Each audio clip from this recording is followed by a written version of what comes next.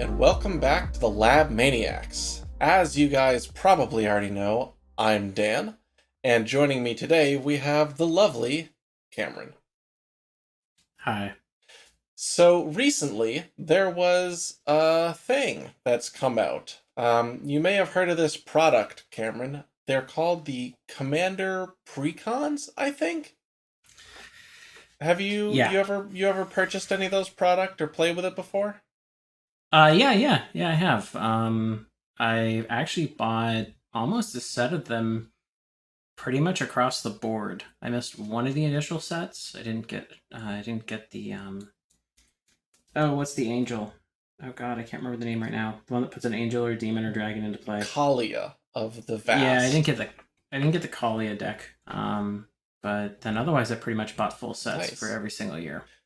For those of you that may not be aware, the Commander Precons have actually been an instrumental part in the growth of the EDH format, and specifically in how the competitive EDH format has developed.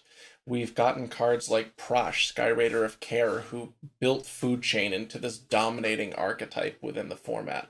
We've gotten cards like most Jaleva. recently, yeah, Jaleva also was a pretty big deal, giving Grixis Storm a real core identity for years. Recently, the format, well, I guess not recently anymore, 2 years ago, the format was kind of turned on its head by the introduction of partners, specifically Timna and Mm-hmm. Thrasios. Um, Even as recently as Commander 2017, we had the introduction of Kess, giving Yep. the Grixis Storm decks this alternative commander with this different set of abilities, whether you're behind or ahead, and so you can kind of control what you're getting out of the command zone. Which brings us to 2018, with the newest set of commander decks. With these new commander decks came an increase in the MSRP of the product, pushing from recently $35 and even before that $30 all the way to $40 per deck, Mm-hmm. which is where the downfall of Commander 2018 began, if I'm being completely honest.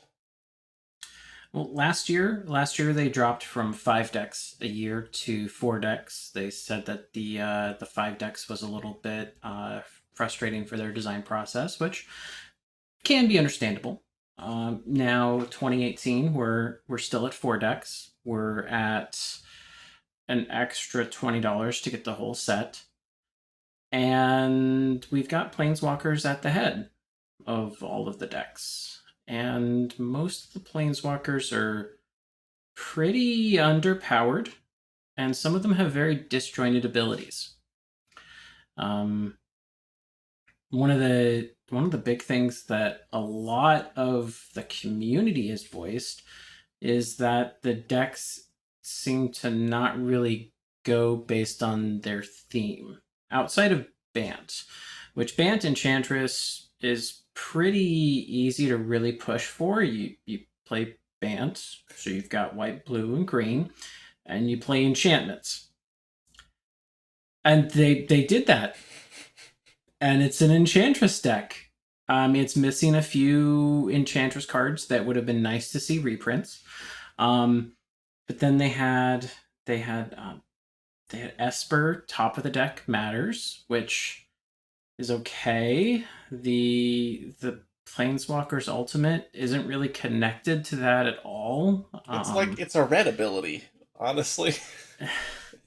Well, okay, so the idea I think is that if you're playing like Miracles deck, then you don't really have a board state, and the ability basically swaps permanents either left or right. So you take everything you have and you shift it one player to the left or right of your choice, and then everything shifts that way. So you're telling Now, me that Army of Angels you just entreated, or Army of the Dead you just entreated, you can pass to someone else.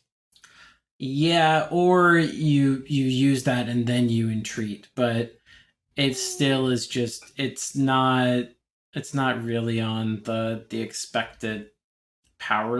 I mean, like, compared to the previous planeswalker decks we got Teferi, which Chainveil Teferi is its own archetype in competitive EDH. It's basically your win con and your outlet all in one. We got Duretti, which worked for a really long time.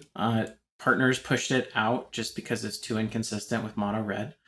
But then like the Esper one is Bad. draw a card, put a card back. So there's no card advantage. It's just being able to set up a miracle, and it just hurts. Yeah. And then for Jund we have land matters, but we don't.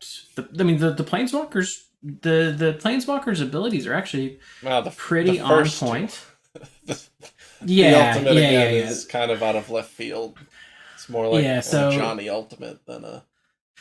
it's rummage. So you discard a card, then draw a card, and if you discarded a land card, then draw an additional card, that's really great card draw for red to see. It works with green. It's not really black card draw, but I mean for a plus ability on a planeswalker, that's really good. Just pitch a card, draw two. That sounds great. -3 is return 2 land cards from the grave to battlefield, so it's ramp and it's any land cards. It's pretty nice. It's not basics. The ultimate of destroy 6 non-land permanents and then make 6/2 cat warriors with forest walk is pretty underwhelming. Not gonna lie with that. But that's pretty much on point with all the others. It's really, I mean, the Bant Ultimate, if you can loop it, can eventually search through your whole deck. You mill 7 and you return all auras and enchantments to play. But yeah, these ults are pretty hard. But the biggest complaint with the Jund deck was that it was called Lands Matter, but there really wasn't much Lands Matter in the deck. There's a lot of X spells, so it's like Lands Matter and Ramp, but those aren't really the same thing. Lands Matter historically is landfall triggers, or things that trigger off of when lands hit the graveyard, when lands hit play. So you have like Gitrog Monster, which when you can play an extra land for the turn, which hey, that's great lands. And then upkeep, you sack a land, and then also whenever a land hits the graveyard, draw a card. But he wasn't in this deck. Then you also have like Life from the Loam, which it is the core of Legacy Lands decks. It got printed in the Izzet versus Golgari dual deck. My first dual deck product. Set my Yeah, expectations way too high for the series. It's such a good card. It's one of the grindiest, best value engines, and it does like everything you want in a Lands Matter deck. Not here. There is some ramp, but it's like, what are we looking at ramp wise? We have Far Wanderings. You're getting basics into play tapped. You've got Explosive Vegetations. You got Cultivate. The main issue is that it just feels unfocused. And that's a problem Very much when so. you're trying to sell the Commander experience to new players. Because an unfocused deck is scattered, it's kind of hard to play, and it may sour the experience. So, to that end, we wanted to take a stab at showing how you could take Lord Windgrace specifically and try and put together a functional, on theme, focused, not overly expensive, not overly powerful, but workable Precon from the point of view of a player, not from the point of view of a Wizard's designer. Mm-hmm. Now, with that, historically, Precon commander decks have had a secondary market value of between about $140 to $160 when they first are released. There is a little bit of a bubble because you got a lot of new cards. You also have usually some valuable reprints. So with these, right now we're using deck stats for the deck, and they do a really good job of pulling TCG prices in. Because these are new and they don't have actually a TCG market, we don't have a value for them. However, if we add these to a cart for TCG player, it ends up being about $40, like 42 for all of the cards in near mint pre-order. So we're going to be aiming at $120 of TCG value um, in reprints that we could possibly throw at a deck and actually aim it at uh, lands matter and try to make it a focused deck. And one of the hard parts is we're going to be including the 17 new cards that they had in the Precon. Or at the That very are least, all, as many as we possibly can. yeah. So we've got Blood Tracker. That's pay a life, put a counter on it when it leaves the battlefield. Draw card for each +1/+1 counter on it. Crash of Rhino Beetles, which is a 5-mana trampoline 5/5 insect that it gets +10/+10 as long as you control 10 or more lands. Technically, that is lands matter, but that's more of a ramp strategy for 10 lands. That's really high.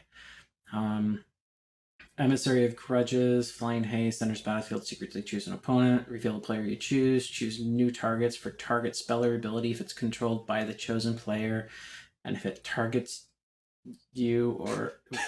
Okay, that's one of the ones I would love to just get rid of. We're just gonna that card is nonsense. Okay. It doesn't do anything. Forge of Heroes, this is actually a surprisingly nice card. Yeah, this one's fine. It's a good land. It actually adds loyalty counters. This one probably is going to end up being a staple in a few decks. It's actually just good. Fury Storm, which this is their new storm mechanic, which is you copy it for each time you've cast your commander this turn, or this game.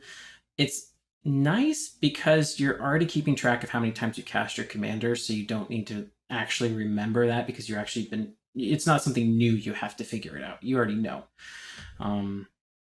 It's okay. We can leave it in. It's not great. It's not terrible. Horrendously off theme. It is. That is true. But this is one of the challenges. So Gyrus, he enters the play with +1/+1 counters equal to the mana you expect to cast it. So if you spend 0 on the X, he comes in with 3 +1/+1 counters. You exile a creature with less power. If you do, create a token. Okay, so he gets you creatures back. That's not bad. I mean, if you use it to recycle your ramp dudes, if you've got like...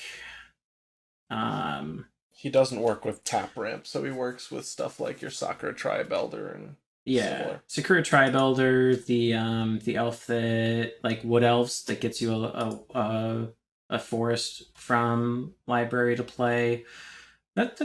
I'm okay with him. He's not great. Lord Windgrace, we're gonna keep him as the general for us. Loyal Apprentice.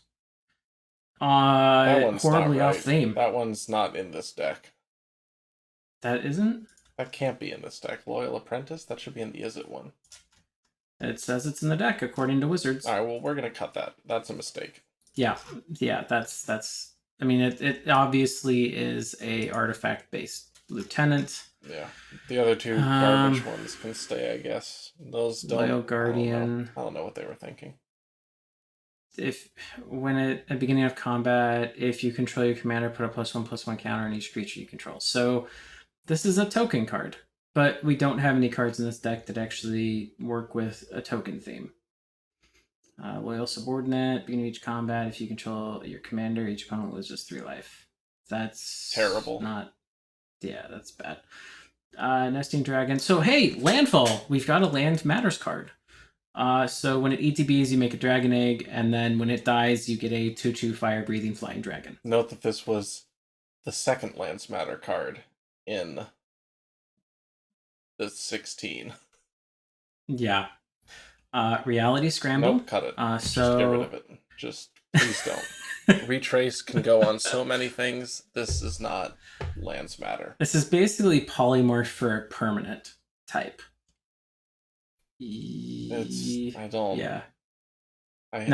not polymorph. It's Proteus staff. Yeah, I don't like Retrace. This card at all. I think they forced Retrace onto this just so they could pretend like it was a Lands Matter card. Right, let's get rid of that Loyal Guardian as well. Let's get Loyal Subordinate. We like the Nesting Dragon. Yeah, he's fine. And I think Thantis should come out just on principle, because Thantis the Warweaver is not a legendary spider. Spiders do not have square stats. Spiders do not Yes. attack each combat if able. The only spider part of this card is the reach, and that's it. Yeah. Yeah, spiders usually have low attack, high health. They have. They're defensive creatures, not Yeah. attack each turn if able. I don't Are know. there spiders with vigilance? I don't I know don't even know offhand. if there's a I single don't think one so. besides this. Theoretically, it's possible, but either way, that Yeah. card is an offense. Turn Timber Sower. Whenever one or more land cards are put into your graveyard from anywhere, create a plant. And you can sacrifice 3 creatures to return target land from your grave to hand. Holy cow! Is that a Lands Matter card, Cameron? That is actually, yes. It's not a very good one, but it's at least on theme. Yeah, I mean, if you were wanting to do something like, I don't know, cycle a glacial chasm, it's another way of doing it. It's True. not bad. Whip Tongue Hydra enters battlefield, destroy all creatures with flying, put a 1/1 counter on it for each creature destroyed that way. I don't know. It's cute. It's more like a frog, It's but Yeah. it's fine, I When guess. Windgrace's Judgment for any number of opponents, destroy target non-land permanent that player controls. It's 5 mana instant, nuke something for each player, but it doesn't hit lands. Yeah, it's bad, but I think we kind of have to keep that one. And then Xantcha Sleeper Agent. ETBs, you give it to an opponent, it attacks each turn if able, and it can't attack you or Windgrace or planeswalkers you control. And 3 mana, the controller loses 2 life, and whoever paid that 3 mana draws a card, and any player may activate that. I hate it. So, I don't. This whole set just makes me sad. It's actually kind of funny in a very Staxy environment. Like if we were in like the Stax winter for CEDH, this would actually be kind of a fast clock. And because everybody would be locked down, you wouldn't have the 3 mana to draw a card. I don't. Ugh. It just makes me queasy. It's kind of funny, but it's not great right now. No. So let's keep Windgrace's Judgment for now. The Hydra's okay. The Sower's okay. Thantis can go away.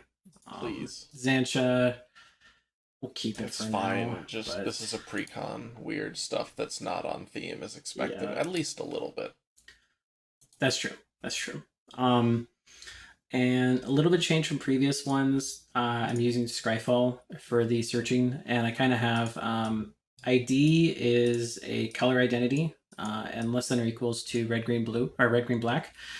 This will get us it'll get us everything that's multicolored. It'll get us everything that's either red, green, or black, or colorless.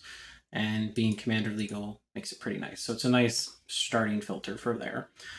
We could also, if we wanted to just start off with land enters. No, I want to start somewhere very specific.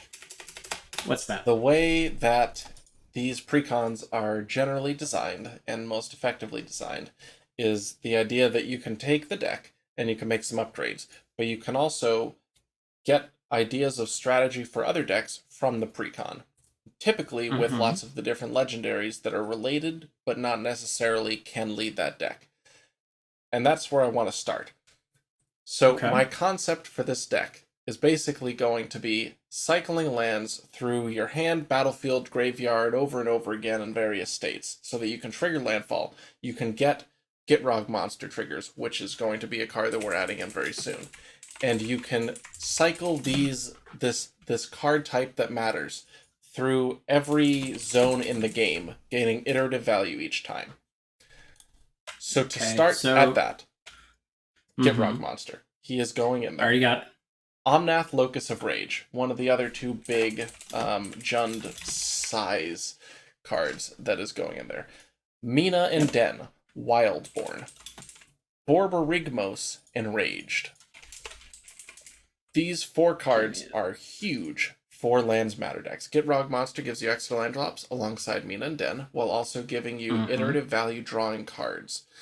Omnath Locus of Rage rewards you for playing lands with very, very powerful board states, which gives you the ability to interact politically or aggressively.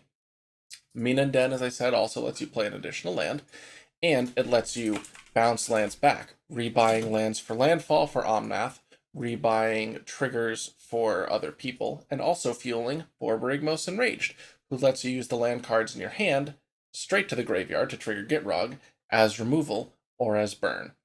He also lets you filter for lands when he deals combat damage. So those are some of the main things that I want to look at for this deck to do. Additionally, I would like to, if we have the budget, add Titania, Protector of Argoth.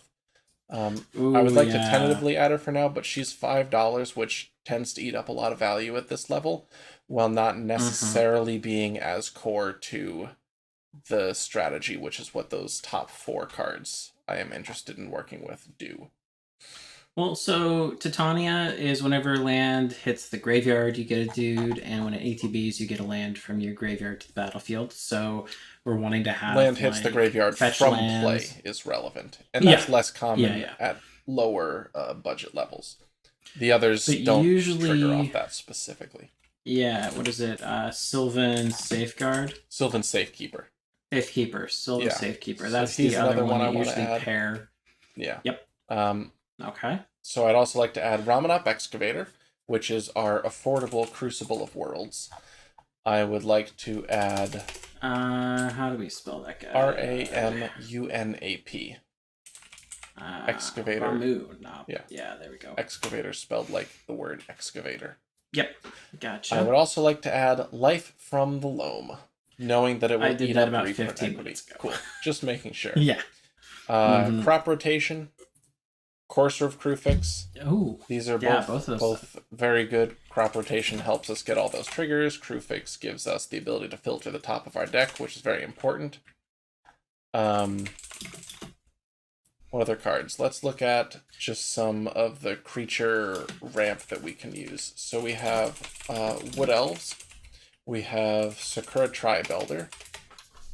How much is Lotus Cobra? Lotus Cobra is pretty expensive. Let's not do that. We have... Oh, there's that Merfolk. World Shaper, right? He's the... mill yourself, and like when he dies, you return all of your lands from the graveyard.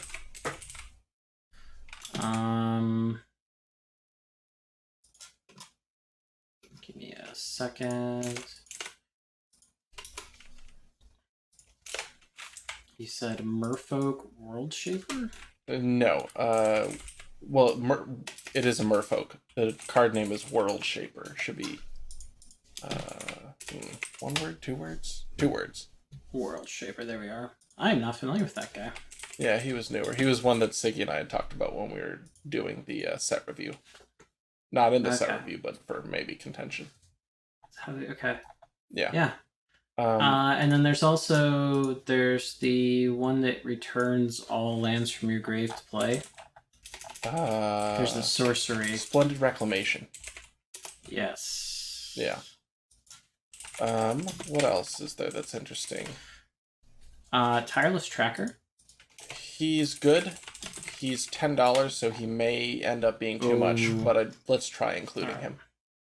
Yeah, I'll put it in for now, but it might get dumped. Yeah. So what I have up here now is actually just everything that has landfall, but also has whenever a land enters the battlefield, which is slightly different because we have things like Ankh of Mishra, which was landfall before landfall was actually a thing, or we have Architect of the Untamed, which was landfall in a set that didn't have landfall. Thank you, Wizards. So important ones that would be worthwhile. There are some removal and some recursive creatures that are just kind of nice to have. Don't necessarily need to get there yet. Avenger of Zendikar is just like the big beater that is always really great in a landfall deck. I want to throw that in. Yeah, that makes sense. He's a decent finisher. Yeah, Cursor we got. Eternity Vessel is just kind of funny, especially in a deck that is ever planning on spending their own life. They can spend a ton of life. put a land into play and then gain that life back. It costs a lot. It's iffy, but let's see. Any of the other great ones? Colony Heart Expedition. Yeah, I think is that really one's great. pretty good. They even had that in the Precon, actually. They did.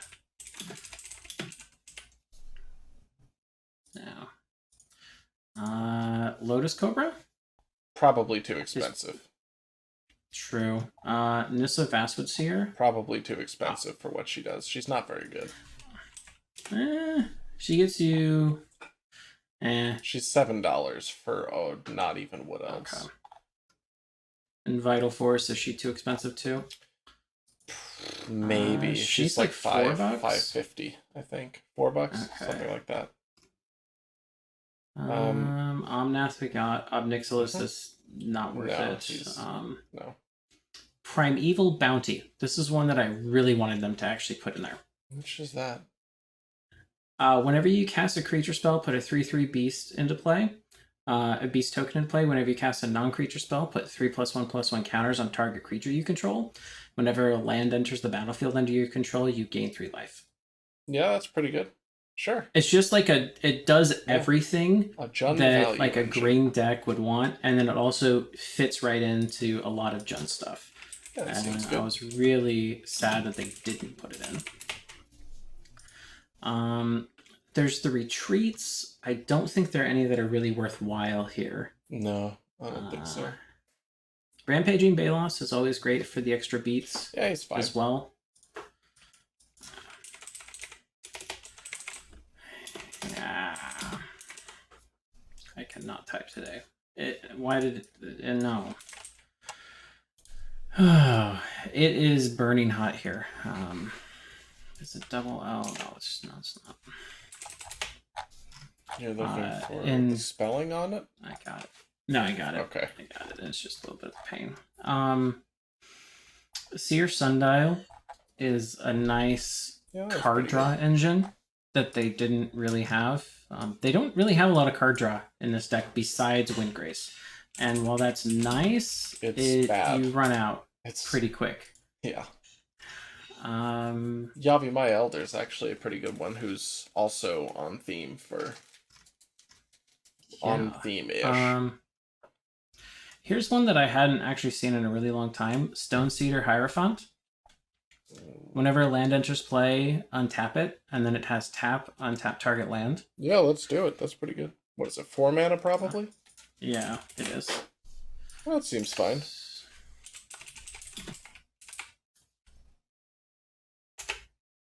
It's HIE.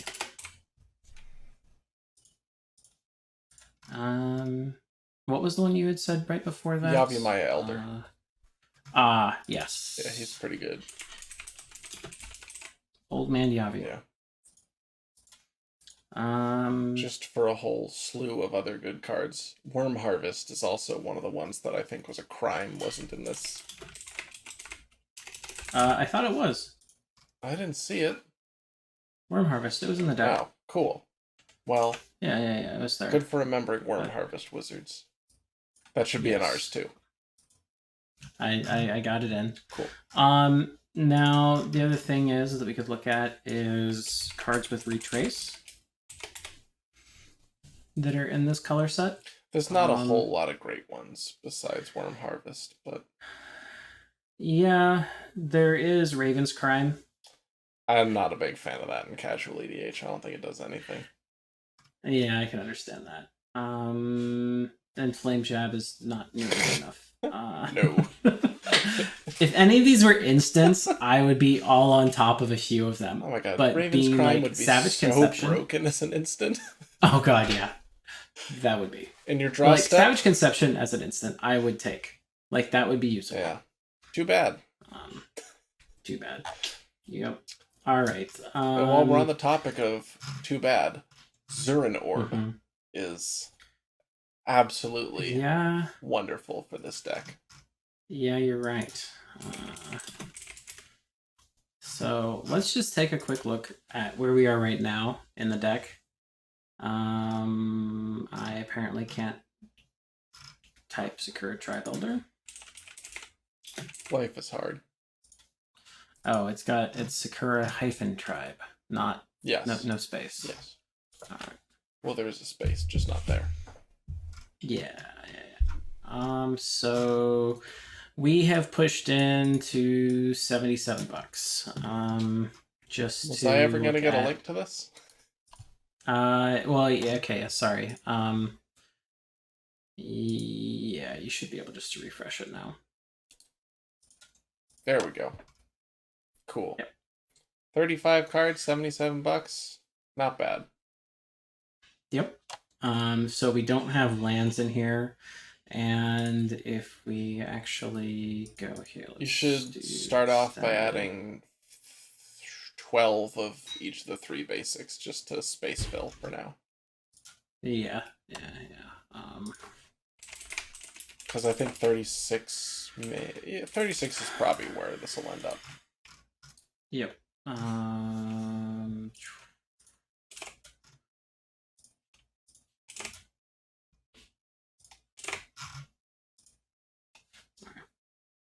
So you won't see that change, but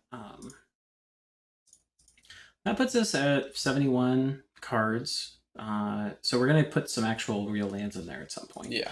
Um, Let's real briefly, while we're in that step, add just a few staples to like round out the functionality of the deck.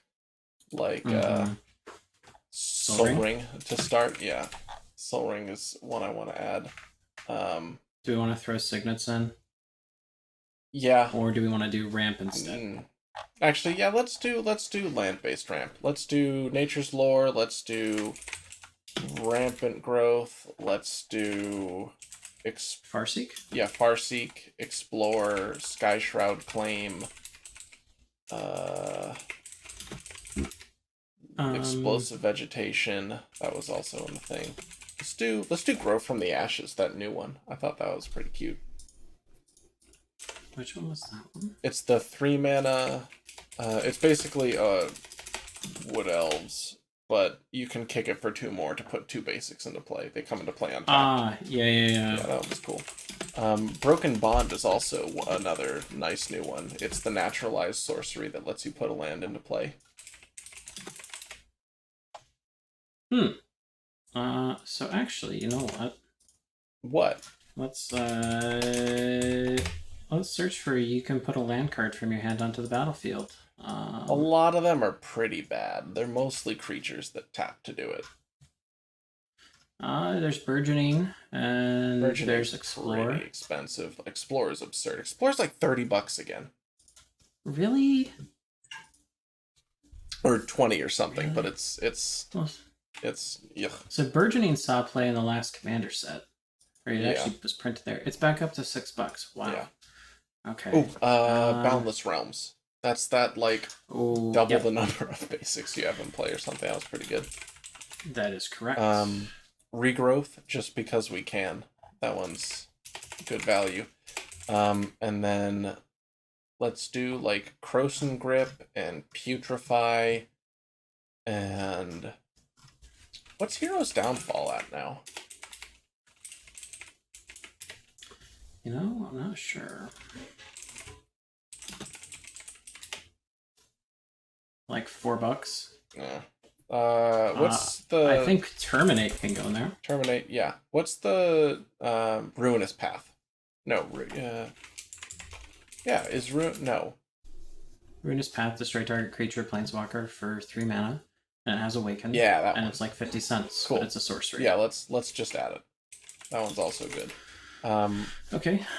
Let's add in Caustic Caterpillar. And are we also wanting to do like Acidic Slime? Yeah, Acidic Slime is also a good one. That's probably enough, like, just generic value staples, right? Here, let's look at this and save it. You can get a quick refresh in a moment. There you go, you can refresh. 88, so 12 more cards. Let me think. So we could definitely get some artifacts in here. We don't have any really solid ones right I now. don't think it'll take too many Besides soul. artifacts, though. Because this is Yeah, I mostly agree. going to be, yeah. Actually, with these last few slots, let's just take a peek at the new cards and see if we can work in a few synergies with them. Because, like, Fury Yeah. Storm is nice because it combos with a lot of our, like, explosive vegetation and grow from the ashes kind of spells. So Mm-hmm. Xantia, we can't, no. Whip Tongue Hydra is just a staple. Turn Timber Sower works with everything we have. Nesting Dragon does too. Gyrus Waker, of course, is. Let's try and work in some stuff for him. We have Wood Elves. I guess Do we want an Reclamation Eternal Sage Witness? technically does. Oh yeah, Eternal Reclamation Sage Witness is for actually sure. expensive again, too. Oof. What are some other good ETBs in this? There is Deadwood Treefolk. Deadwood Treefolk? So it has Vanishing, and then when it ETBs or leaves play, you return a creature from your grave to hand.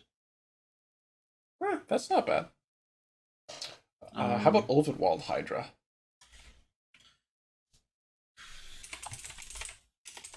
Ulvenwald Hydra. I have not played with that one before. I don't remember what it It's does. a What's Shadows this guy? Hydra. It ramping growths, and it's like power and toughness or lands. Okay. There was the dude from Conspiracy that enters with the number of lands your opponents control. That's kind of the opposite of Lands Enters. Matter synergy, though. But he ramps you for any land. That's also not bad. Yeah, let's add that too. Where is no, not this guy. Enters, counters, search. Realm Seekers, that's Oh it. yeah. So ETBs with +1/+1, where X is a total number of cards in all players' hands. And then 2 and a green, remove a +1/+1 counter, search for a land, reveal it, put it into your hand, then shuffle your library. Yeah, sure, that's fun. That works. He's also huge. Oh, well, He's we're like at a it. Multani. Primetime spell. Hour of Promise. That's And while we're at it, how about a Fertilid? sure. He's not expensive, right?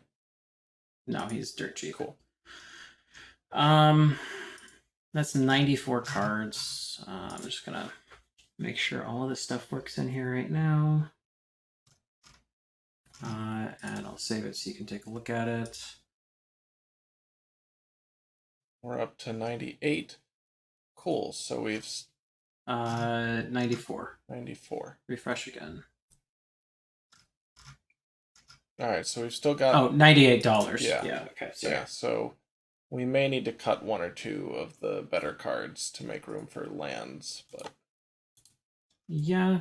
I mean, okay. So if we're going by the Wizards Precon rules, one of them is that if the card is so one of the problems with the Precon decks is that they don't want a single deck to have a card that's eternal playable, because what happens is their retail stores that actually carry it will sell out of that deck, and the rest of the decks will stay in stock, and the other decks will never sell, but the one that has a single eternal playable card will sell and sell out right away. And so what they said was that they don't want any card that is eternal playable to show up in one of these decks. They want it to be in a pack. So we can't really include typed duels in this deck, because if that's the case, those should be in a pack, and those are technically playable.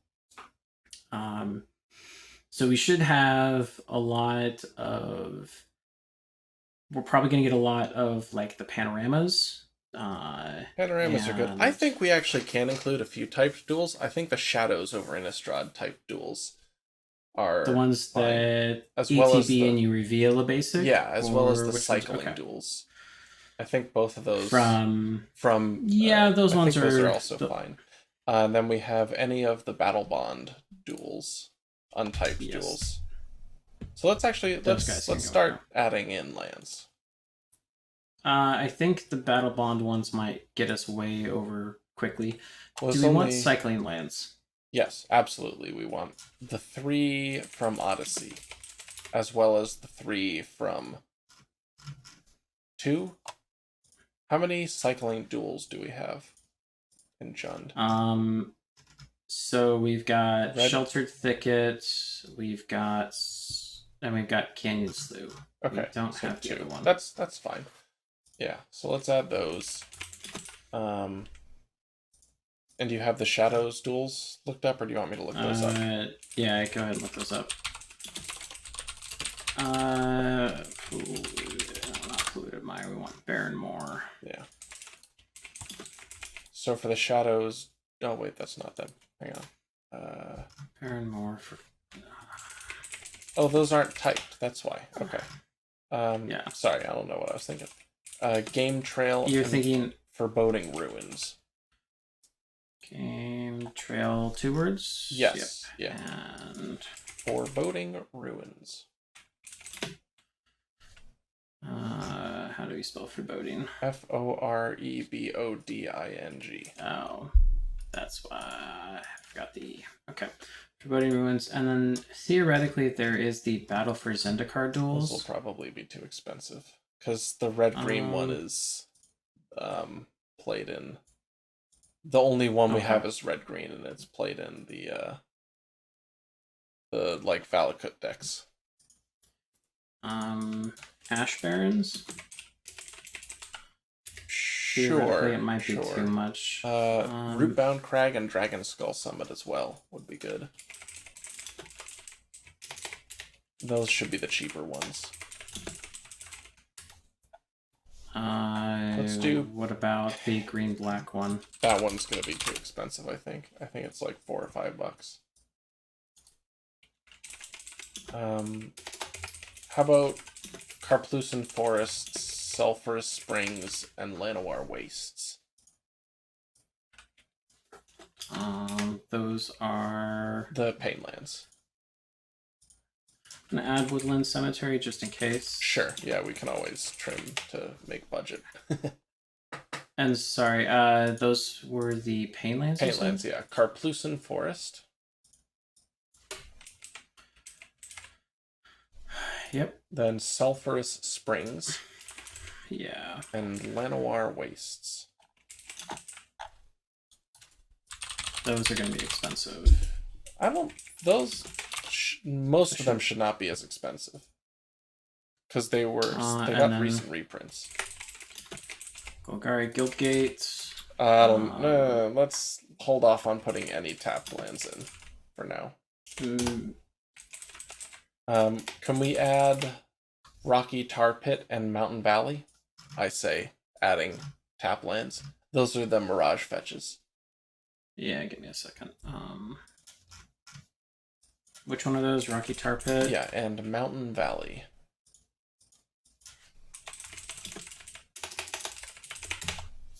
Okay. And then panoramas, you had said Jund Panorama, at least. We can... So there are the ones that are close to it, so we could do Naya, Panorama. Yeah, Naya's... And we could Crixus. do Crixus. Yeah, let's do those as well. Those are pretty good. And then we have Terramorphic, Expanse. Yeah, I guess we're gonna probably want to add those in Evolving Wilds. And what's the other one? Evolving Wilds, yeah. Okay, let's see what that puts us at.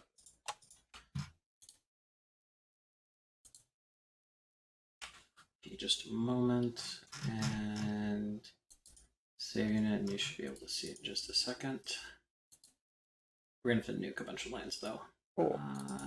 Alright, that's up to 60 lands, so you can cut, like, 24. So I guess cut... 8, 8, and 8. But let's actually look at... We are mostly green in this deck. So I'm going to nuke 8, 8, and 8 from the start, but yeah, we'll be adding in more forests, I think, because you're always going to want base green forests and lands decks to begin with. So then the other question is, we also want to look at how many basics we're trying to fetch and how many basics we actually have. Yeah, we're gonna want that is an issue. We're gonna want like 16 basics, I think. So we're actually gonna be able to cut on costed lands, which is decent because we're over budget by $20 right now. Yeah, and we don't have a full set of cards yet. We're 8 cards short. We're mostly there. We can definitely put in some cheap stuff to make up the difference that's still valuable in terms of play function. So let's look at what lands can we cut that aren't going to be performing necessarily. Give me a second. Ash Barrens probably can go. Yeah, I agree. It's expensive. I put Command Tower in just because it's going to be our only untapped land that hits all of our colors. We've got a few. Oh, that hits all of our colors. Yeah. Yeah.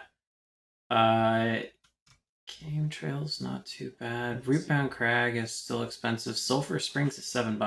Alright, yeah, cut that. Cut Golgari Guildgate too. That I thought I had, sorry. Then I must have cut something else. Sulphur Springs.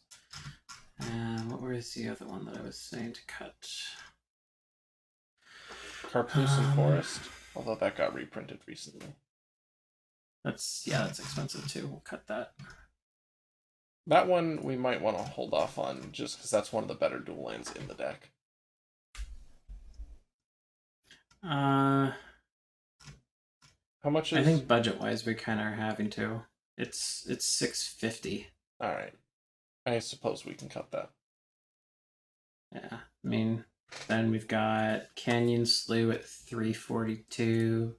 Rootbound Crag at $340.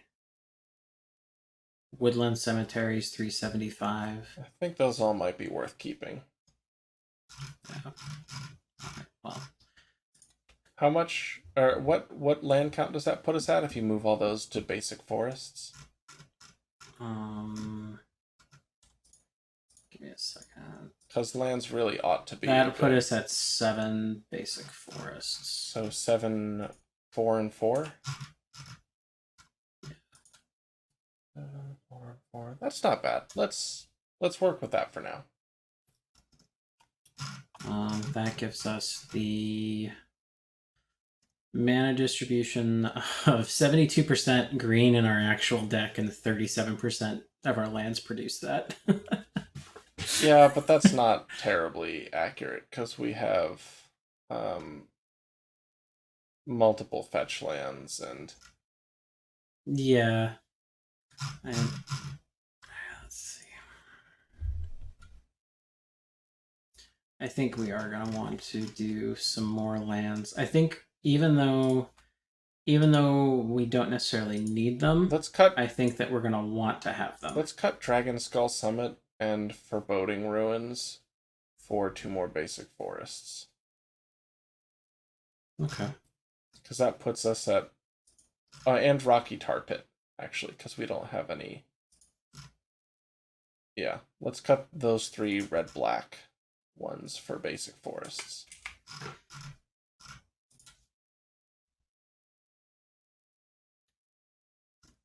And that gets us 72% and 47 in our lands. That'll be fine. We can do better, but let's... It is a Precon. Yeah. So what are we missing from a holistic perspective here? I don't know, because I can't see it. You should be able to. I mean, just look at the deck and... Oh, it's just a lance change. That's all it is. Cost matters when looking at it holistically. Yeah, that's true. All right, so I'm saving and refreshing, and you should be able to find it now. Excellent. And we're actually at budget max right now. So We need to find ways of getting through that. That's fine. I think We can cut. there are a few lands or a few artifacts that I think we would want to get, which is, I believe it's Wayfarer's Bauble. And then there's the one that there's the one that lets you pay green to draw a card when you do the same thing out of Scars. Origin spell, no. Primordial spell bomb? No, that's not right. Yeah, it's a spell bomb. Yeah, those seem fine. It is Horizon spell bomb. Sure. I think Titania might be worth cutting at this point to free up some. How much is she? Like $5, I think.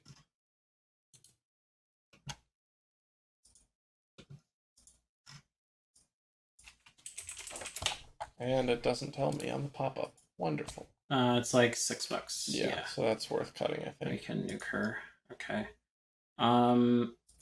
So I think we could use more removal. We don't have very much. Okay. Do we want to include a Nihil spell bomb just to nuke somebody's graveyard if we need to? Yes, I think we do. I think. Okay. Nihil spell bomb is almost like required. What is the one that taps for green equal to your devotion to green? I was just looking at that card earlier. Karametra's Acolyte. Karametra's Acolyte. I agree. Yeah. That one seems pretty decent. Untap. No, not words. I think we need more removal still. Yeah, I do. I agree. Even just Doomblade. I think is a good start. Doomblade's fine. Do we want to do, what is it, Blasphemous Act? Probably not. I think the creatures that we do have in play, while not a ton, are going to be pretty important. Okay. I think this deck will want like at least one board wipe. So it's kind of like I guess that's really the only one we can. Or you could also do like Languish or Black Sun Zenith. I like Languish actually. The majority of our creatures survive it. Yeheni's Expertise. Yeah, let's go with that. That's even better because pretty much none of our relevant creatures die to it. We just lose like Ramanop Excavator to Yeheni's. Whereas Languish would kill off Mina and Den. Yeah. Okay. Then do we want to do like any of the sacrifice stuff? Like how about Dead Drop?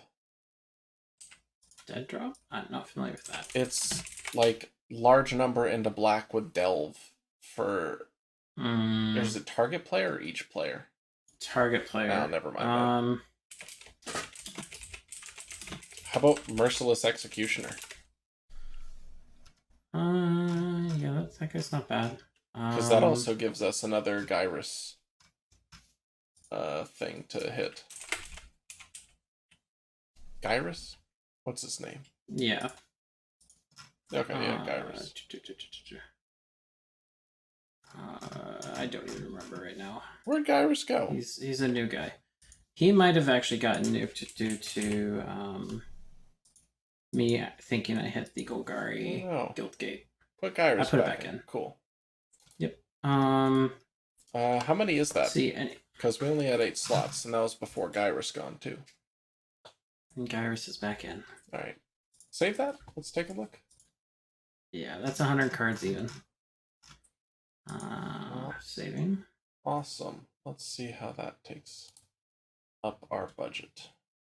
And you're good now. 121.73 is what I'm seeing.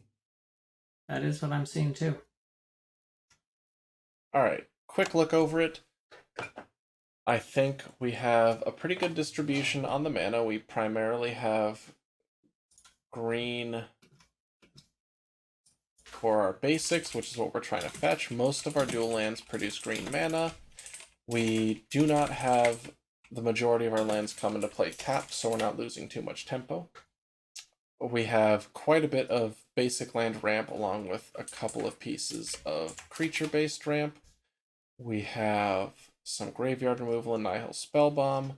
We have some spell-based removal, Doomblade, Petrify, Terminate.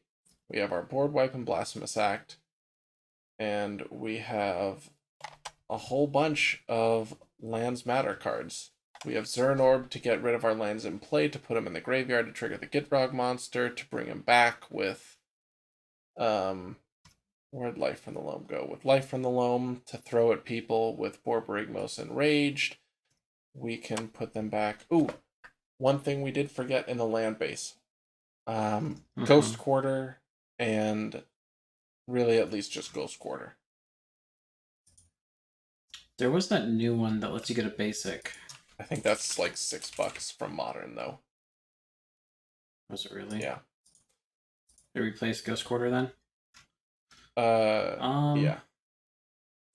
I thought there was something that lets you return all land cards from your grave to hand, and I'm trying to remember if there's anything that does that. We have one that does it to the battlefield in Splendid Reclamation. Like Creeping Renaissance would do it.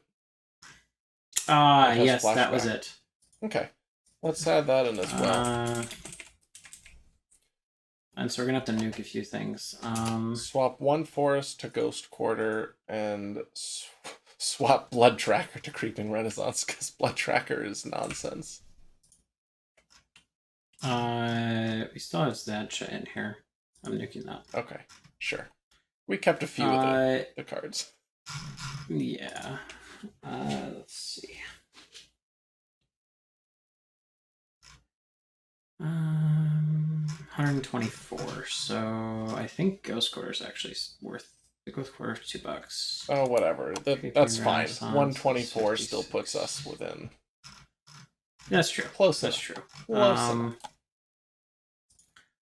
So I think if there was anything else. I mean, so our core combos hit. Did we want to put in Dackmore Salvage? Yeah, cut a basic swamp for it. Yeah. Let the fun continue. Yeah. Oh man. Dackmore Salvage as the land you're pitching to Borborygmos with yeah. That's just filthy. With Gitrog in play, draw and cards, you just keep cycling it. Oh my goodness. So like the only thing that we don't have is a way to reshuffle our grave into our library if we need that. Oh. Put an Elixir of Immortality in for maybe for we don't have for Wayfarer's Bauble? Yeah, maybe. Yeah, do that. Wayfarer's Bauble's kind of jank anyways. There. Now it is complete. You may draw your deck endlessly and throw lands at your opponents forever. As long as you draw Elixir is the only problem. Sure. I mean, this is a casual Precon replacement, so...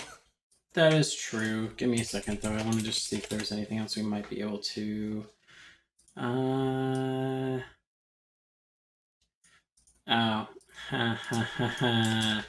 Nope, that one's... What I'm thinking of is the Kozilek triggers. Oh, yeah, no, we're not trying to do something like that. Yeah, I'm just trying to see the wording. So from what I'm seeing, we've got a 3.62 average CMC, which is nice and bulky, but still in the, like, playable range for a casual deck. We also have a pretty good amount of land ramp in our spells, and 36 lands, so I think we can support that just fine without having this deck stumble too much. And with Lord Windgrace in the command zone, you have both filtering as well as acceleration. So I think you'll be able to consistently start making land drops in the mid to late game so that you can actually get value out of your crash of Rhino Beetles, or more hopefully out of your Omnath Locus of Rage. Yeah. I like this a lot better as Land Matters than what we were originally given from Land Matters. This came together pretty well, with a whole variety of internal partial color identity commanders, as well as a pseudo-supported subtype commander for Gyrus. We've got the ability to actually benefit from his ability, despite it not being a Lance Matter ability. Yeah. Yeah, and we can... I mean, I just wanted to see power-wise. We hit almost everything. I mean, what's the magic number? I think like 2 or... I mean, even just X as 0 is good enough. And we get pretty much all of our ramp. Yeah. And you we can even get Is it less than or equal to lesser power? So... Yeah. So you can go up as far as just paying 2 into X and be able to hit an Avenger out of your graveyard. So there's absolutely a ton that it can hit. No, does it come in with... No, you have to pay 3. So he has to be a 6 power to get an Avenger. Oh, less. To get a 5 power. 3. Yeah. Still, that's totally manageable. Yeah. Yes, that is. And I mean, what? So yeah, all in all, that's actually... Yeah, I like the way this came together. So I do too. Thank you, Cameron, for helping me try and rebrew our take, the Lab Maniacs take, on a focused but relatively budget-constrained Precon alternative to Lord Windgrace. Thank you all for watching. Hopefully this has given you guys some positive things to think about and to look at, and maybe to build and give for a try for yourself. Play it into some of the other Precons and see how this stands up to them and how it works out for you guys.